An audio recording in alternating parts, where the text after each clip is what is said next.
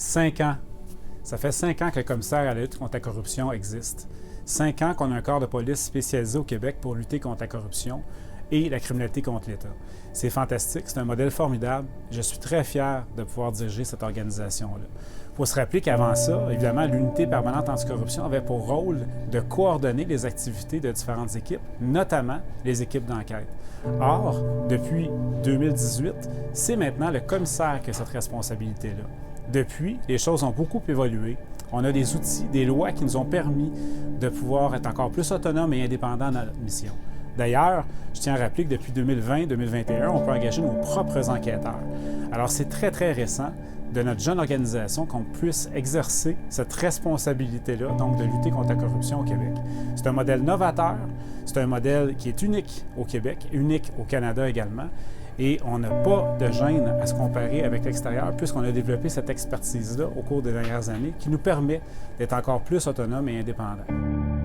Les 5 ans du commissaire permettent aussi de se rappeler que l'UPAC existe depuis 12 ans. Je rappelle que l'Unité permanente anticorruption est composée d'équipes désignées qui proviennent de différents organismes. Par exemple, la Commission de la construction du Québec, la Régie du bâtiment du Québec, Revenu Québec, qui participent à l'initiative de lutte anticorruption.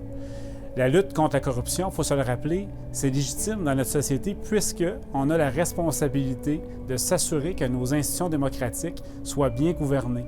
Au-delà de la gouvernance, parfois, il peut y avoir des dérives, comme par exemple des dérives qu'on appelle dans notre langage criminelles ou pénales, ultimement.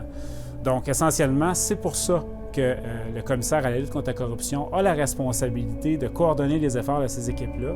Et c'est pour ça que dans une société comme la nôtre, on a besoin de ce genre d'institutions pour s'assurer d'un équilibre et d'une saine gestion de nos biens publics. Au cours des prochaines années, nous allons poursuivre notre développement, évidemment, en pouvant compter sur nos propres employés, nos propres policiers du commissaire, mais en même temps, poursuivons notre engagement à accueillir des policiers de d'autres organisations policières, comme par exemple les Sûretés municipales au Québec ou la Sûreté du Québec, pour nous permettre d'être encore plus complémentaires et efficaces dans la réalisation de notre mission.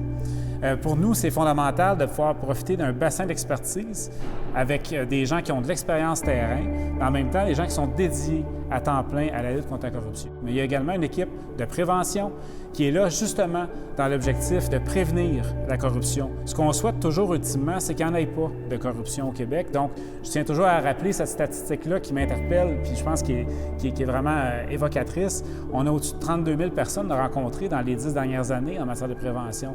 Donc, ce sont tous des gens qui ont été sensibilisés et qui permettront au Québec, encore une fois, d'avoir peut-être encore moins d'exposition à cette forme de corruption-là. Maintenant, on a également la mission de vérifier les différentes entreprises qui veulent contracter avec l'État. Donc, c'est sûr que pour nous, cette mission-là de prévention, de vérification et d'enquête est fondamentale dans ce continuum de lutte contre la corruption.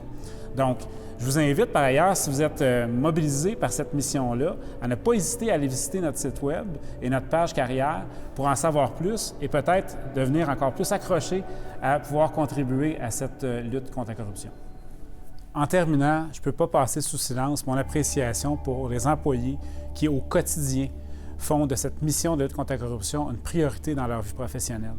Mais également, les gens qui osent nous appeler pour nous dénoncer des situations qu'ils jugent inacceptables. Donc, à tous les lanceurs d'alerte, je dis merci.